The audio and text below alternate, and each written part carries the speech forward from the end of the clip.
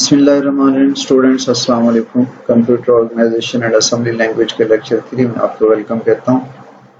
First 2 lectures में हमने देखा कि असेंबली लैंग्वेज एक लो लेवल प्रोग्रामिंग लैंग्वेज है, निमोनिक्स यूज करती है और हार्डवेयर से क्लोज है। हार्डवेयर पे रेट कंट्रोल होने की वजह से उसकी एग्जीक्यूशन जो हाई लेवल लैंग्वेज की निस्बत ज़्यादा तेज है।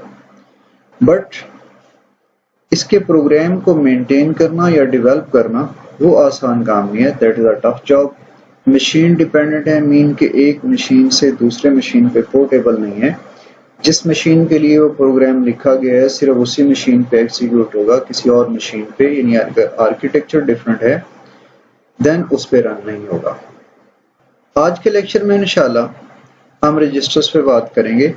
रजिस्टर्स क्या हैं, उनका पर्पस क्या है, उनकी स्ट्रक्चर क्या है, किस तरह से उनके अंदर आके या उनकी अफादियत क्या है। तो रजिस्टर्स के कॉन्सेप्ट को समझने के लिए हमें जो बेसिक एग्जीक्यूशन है किसी भी इंस्ट्रक्शन की उससे समझना जरूरी है। यू नो कि इंस्ट्रक्शन जो है वो इटसेल्फ अकेली नहीं होती, बल्कि मल्टीपल इंस्ट्रक्शन मिलके एक प्रोग्राम बनाती हैं और प्रोग्राम डिसाइड करता है या ये तय करता है कि उसमें काम क्या करना है। सो किसी भी काम को करने के लिए कंप्यूटर प्रोग्राम लिखे जाते हैं जो कि हार्ड डिस्क पे in form of instructions store होते हैं। जब आप डबल क्लिक करते हैं तो ये प्रोग्राम रैम में जाके लोड होता है। रैम के 2 पार्ट्स होते हैं। फर्स्ट पार्ट में प्रोग्राम लोड होता है, इन उसके अंदर इंस्ट्रक्शंस लोड होती हैं। इंस्ट्रक्शंस बताती हैं कि करना क्या है। सपोज एक इंस्ट्रक्शन हो कि ऐड x, 3, इसका मतलब कि जो x वेरिएबल है उसमें 3 को ऐड करना है। अब ये एक इंस्ट्रक्शन है, इस इंस्ट्रक्शन में 3 जो है वो कांस्टेंट है, बट x जो है वो वेरिएबल है, अननोन है। सो वो डेटा सेक्शन में आके उसकी वैल्यू स्टोर होगी, यानी उसकी जो लोकेशन बननी है वो डेटा सेक्शन में बनेगी, जो उसके अंदर वैल्यू होगी वो वहीं पे आके लोड होगी उसके अंदर। सो इस तरह से रैम के 2 पार्ट्स हो गए। फर्स्ट पार्ट में प्रोग्राम लोड होगा एंड सेकंड पार्ट में जो उसके प्रोग्राम के अंदर वेरिएबल्स आपने बनाए हुए हैं, जैसे इंटीजर x y, आपने 2 इंटीजर्स बनाए तो x और y जो है 2 वेरिएबल्स हैं, वो डेटा सेक्शन में आके उनको मेमोरी एलोकेट होती है। नाउ इंस्ट्रक्शंस को सीपीयू जो है वो 1 बाय 1 फेच करेगा और फेच करने के बाद उन्हें डिकोड करेगा। Decode mean interpretation. क्योंकि ये इंस्ट्रक्शंस बाइनरी फॉर्म में होती हैं सारी की सारी, सो इनका मतलब समझने के लिए वो उनको डिकोड करेगा।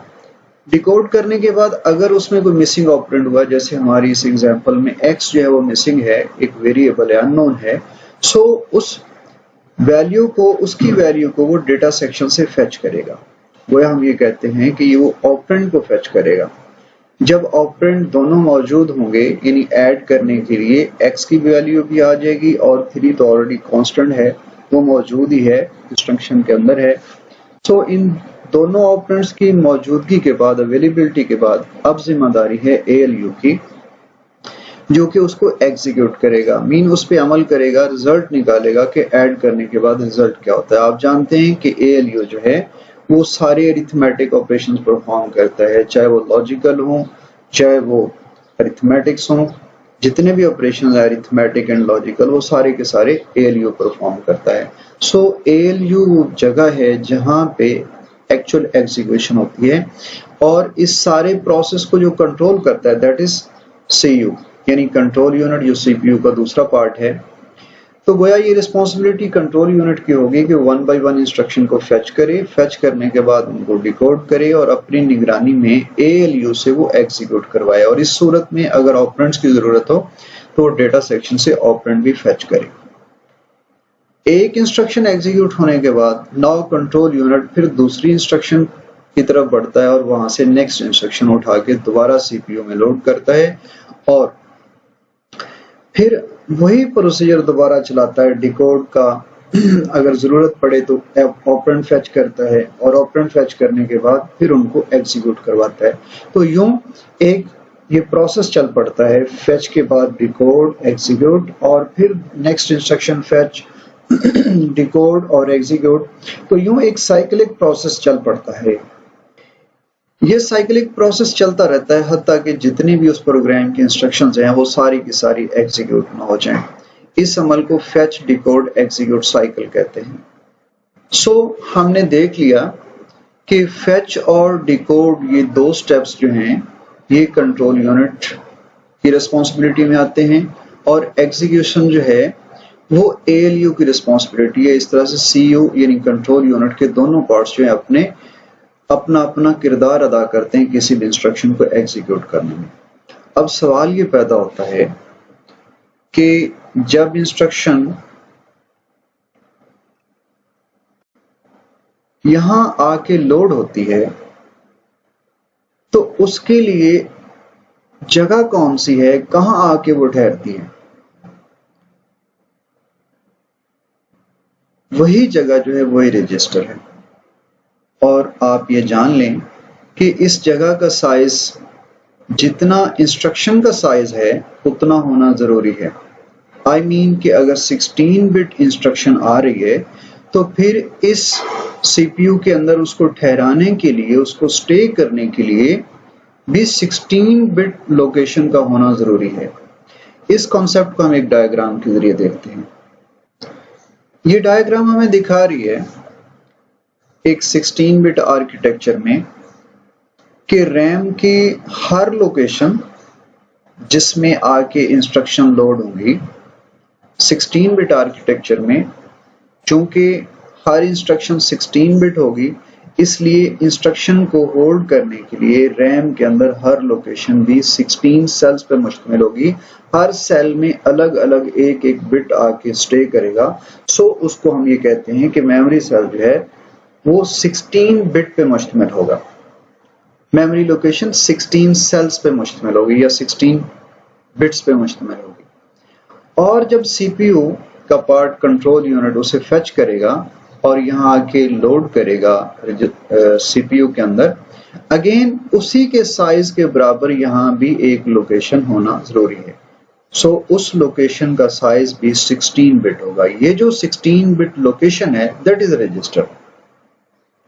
और इंसान की बनाई हुई जितनी भी मेमोरीज हैं, हार्ड डिस्क, रैम, कैश और उसके बाद ये रजिस्टर उन सब में तेज तरीन मेमोरी है, फास्टेस्ट है। यही वजह है कि सीपीयू की वर्किंग के साथ कोऑर्डिनेट करने के लिए, हमांगी पैदा करने के लिए रजिस्टर्स का इंतखाब किया गया है कि वो सीपीयू के अंदर तेज तरीन प्रोसेसिंग का साथ दे सकें।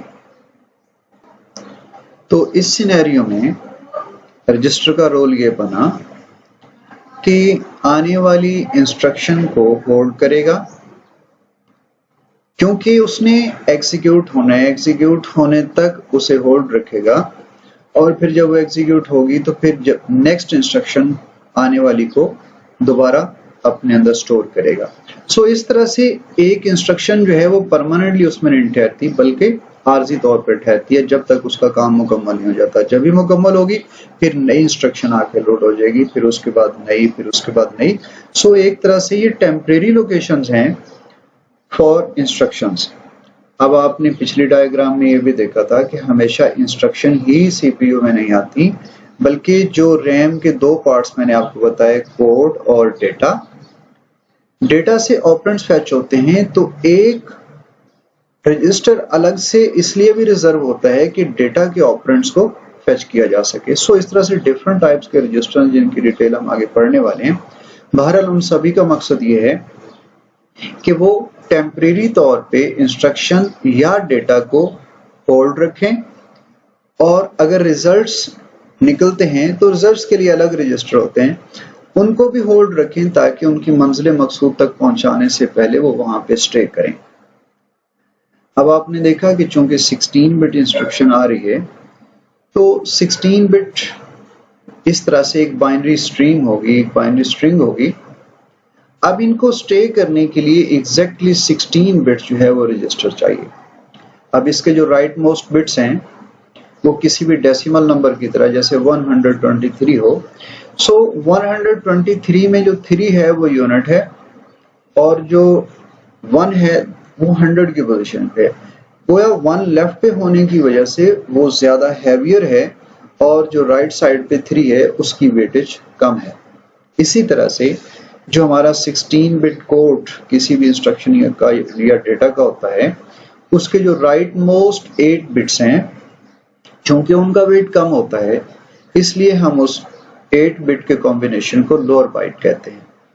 और ये रजिस्टर के जो राइट साइड वाले 8 बिट्स हैं, रजिस्टर के लोअर बाइट वाले पोर्शन ही में आके स्टोर होंगे, और जो लेफ्ट साइड वाले 8 बिट्स हैं वो उसके हायर बाइट वाले पोर्शन में आके स्टोर होंगे।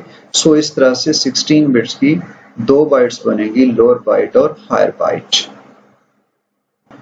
नाउ जैसे कि मैंने बताया, इस डायग्राम के मुताबिक या सिंपल कॉन्सेप्ट के मुताबिक रजिस्टर्स 3 तरह के मैंने बताए। कुछ रजिस्टर्स या एक रजिस्टर ऐसा होगा जो आने वाली इंस्ट्रक्शन को होल्ड करेगा।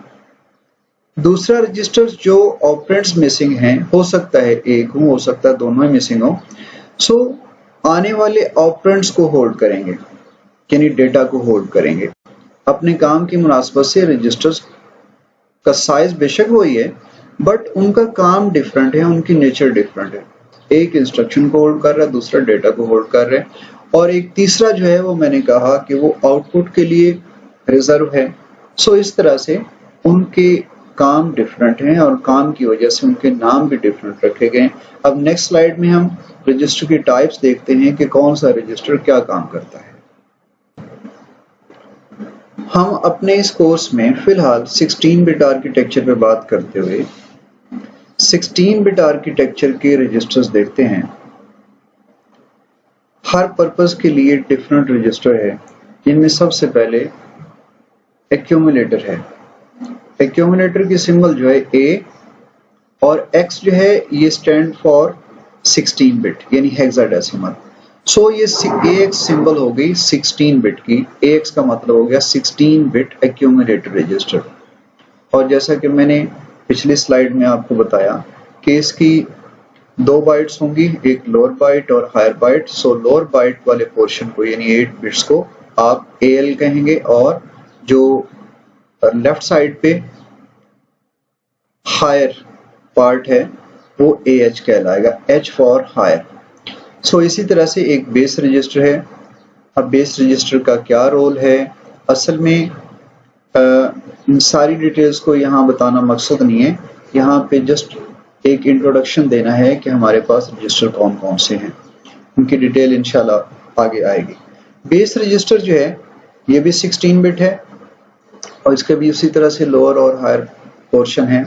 इस तरह से एक काउंटर रजिस्टर है जो कि काउंटिंग का काम करता है, और उसके बाद डेटा जो ऑपरेंड्स को होल्ड करता है, इस तरह से डेटा रजिस्टर। फिर इसमें स्टैक पॉइंटर, मेमोरी के अंदर कोड और डेटा सेगमेंट ही नहीं होते, और भी सेगमेंट होते हैं, जिनमें से एक स्टैक सेगमेंट है, उसका इनिशियल एड्रेस जो है वो स्टैक पॉइंटर के पास होता है। Base pointer, source index, destination index, instruction pointer, इनमें से ये 4 जो हैं these are called general purpose register, और जो ये वाले 5 रजिस्टर हैं these are pointers and index registers. Now इसके बाद 4 सेगमेंट्स अब 16 बिट आर्किटेक्चर में मौजूद हैं, जिनमें से कोड सेगमेंट और डाटा सेगमेंट को मैं डिटेल से समझा चुका हूँ। स्टैक सेगमेंट जो स्टैक ऑपरेशंस हैं उनको इम्प्लीमेंट करने के लिए एक सेगमेंट रिजर्व किया गया है, एक सेक्शन बना दिया गया है रैम के अंदर, उसे आप स्टैक सेगमेंट कहते हैं, जिसका जो स्टार्टिंग पॉइंट है, जो इनिशियल एड्रेस है, वो स्टैक पॉइंटर के पास होता है। स्टैक पॉइंटर यानी इनिशियल, आप ये कह सकते, स्टैक पॉइंटर करंट पोजीशन क्या है स्टैक के अंदर, अब स्टैक कितना भर चुका है, उसकी करंट पोजीशन क्या है, वो स्टैक पॉइंटर के पास होती है। और उसके बाद एक एक्स्ट्रा सेगमेंट बनाया गया है जिसको ES से पहचाना जाता है। ये चारों जो रजिस्टर्स हैं दीज आर सेगमेंट रजिस्टर्स, और ड्यूरिंग ऑपरेशंस जो डिफरेंट स्टेटस चेंज होते हैं उनको रिकॉर्ड करने के लिए 16 बिट हमारे पास फ्लैग रजिस्टर है। सो इस तरह से ये एक रजिस्टर्स का ब्रीफ सा इंट्रोडक्शन मैंने दिया, जिनकी वर्किंग आगे इंशाल्लाह हम देखने वाले हैं। अपना ख्याल रखिएगा। Thank you so much. Allah Hafiz.